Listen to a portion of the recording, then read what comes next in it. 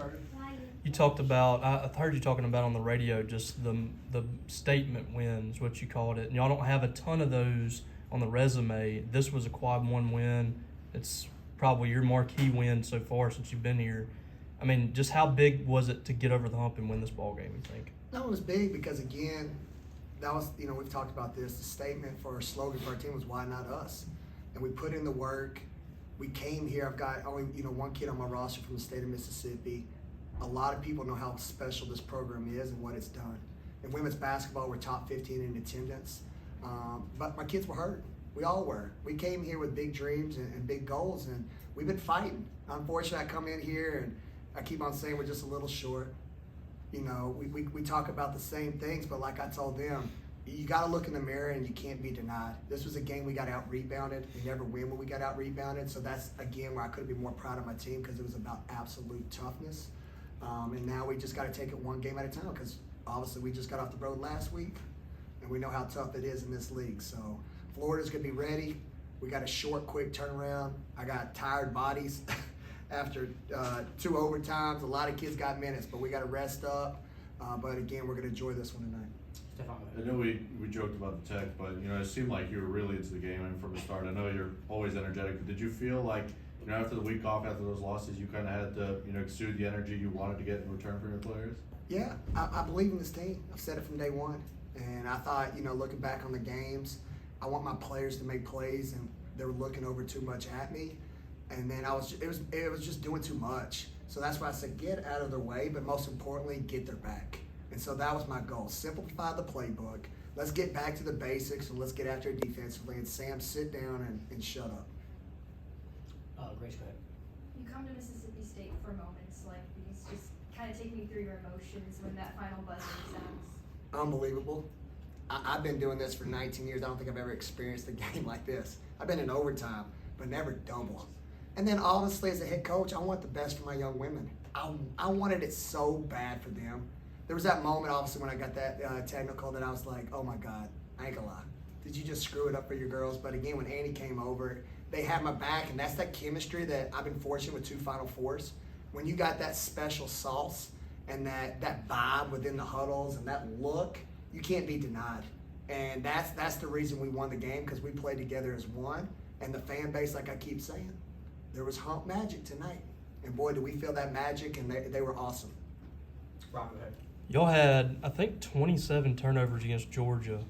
And in this game, I believe y'all had 9 at the half. So second half and then in overtimes, you have like 4 or 5 turnovers, I think. I mean, what did you see from your team today as far as taking care of the basketball for the most part? I think it's, again, me not screwing them up. I was giving them too much.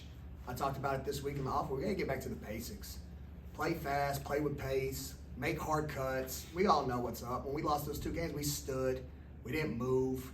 We didn't get anything off our defense to give us easy transition opportunities.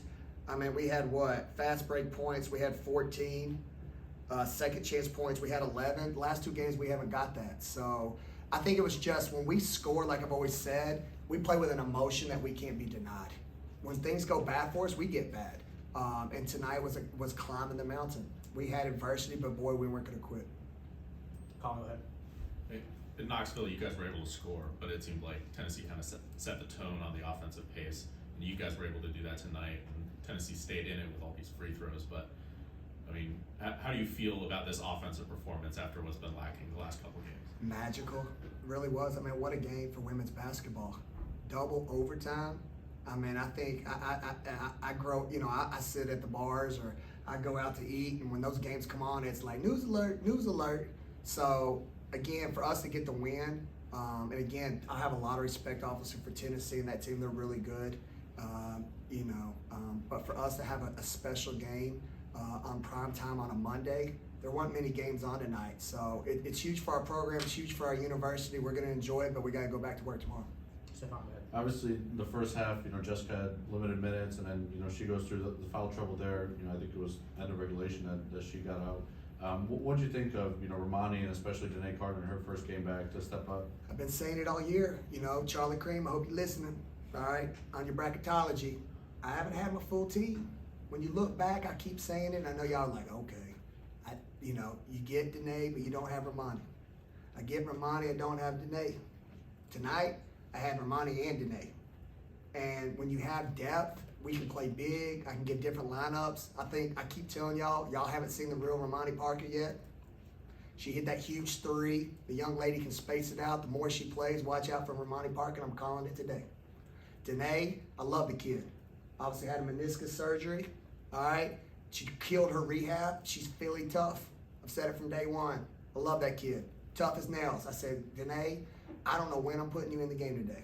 I don't know if I'm going to start you if we're doing good or if I need it. You know what? I need you to bring the juice. And boy, does she bring the juice. She plays hard. She's relentless. Those two make me a better coach, and boy, am I glad they're back. Rob, go ahead. A lot of times you look out there and the smaller lineup is overmatched with a bigger lineup like Tennessee had, and you have Alana Smith on Jill Hollingshead, but you create a lot of mismatches yourself with the smaller lineup on a bigger lineup. And what do you see there when you're trying to factor in who's guarding who and what kind of lineup you have in there? Yeah, I didn't really look at it small and tough. I just like Courtney Weber. Man, what a shout-out she should get. 2 for 3 in 21 minutes. She's my Swiss Army knife, all right? Because here's the thing, I can play the 1, or not the 1, but the 2, 3, 4, and 5. And at one point we had some craziness going. I looked at her and I said, can you play the 5? And she said, yep, I got you. And the girl watches everything in practice. She's one of my best talkers and leaders.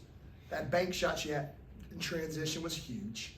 So to your point, Courtney Weber deserves a lot of shout out because she allows me to mix my lineups and she gets after it like no other. Stefan, go ahead. I guess what kind of, you had last week off, what's kind of the message to the team and, in terms of celebrating this one, but, it's a packed week for you guys with 3 games this week. I'll figure it out tomorrow. There ain't no message. Like I said, man, SEC is so tough. It's tough. Y'all seen it. You got Florida, who's going to be ready like no other for us. You've got Texas A&M, who has only got 1 win on the year. They got Janiyah Barker back, who's like one of the top players in the country. They took LSU to the wire. We know what's coming. All right, we got our work cut out, but tonight, let's enjoy it. All right, because again, you've seen a team that's battled like no other. They're disappointed in how the outcomes have come, but man, they're wanting to play so hard for this fan base and give everything they got. So let's enjoy the small ones. We'll worry about the next ones down the line. We'll wrap things up with Robbie. Well, that kind of hurts my question. You want to go ice creams with me tonight? Yeah, I'll do okay, it. Good. So, you'll have a couple wins and maybe a couple losses, bad games here and there. How do you sustain this? And, what do you feel like is the key to you're over the hump and you start stacking these wins here and you don't fall back into what you had the last couple of games? I don't necessarily look at it that way. I'm obviously a positive, optimistic guy. It's just about getting back to the basics. Tonight we had success because we got back to the basics. You guarded the ball. You were relentless as a team. You gave everything you had on the rebound and effort, and if you do that night in and night out, you got a chance to win in the SEC.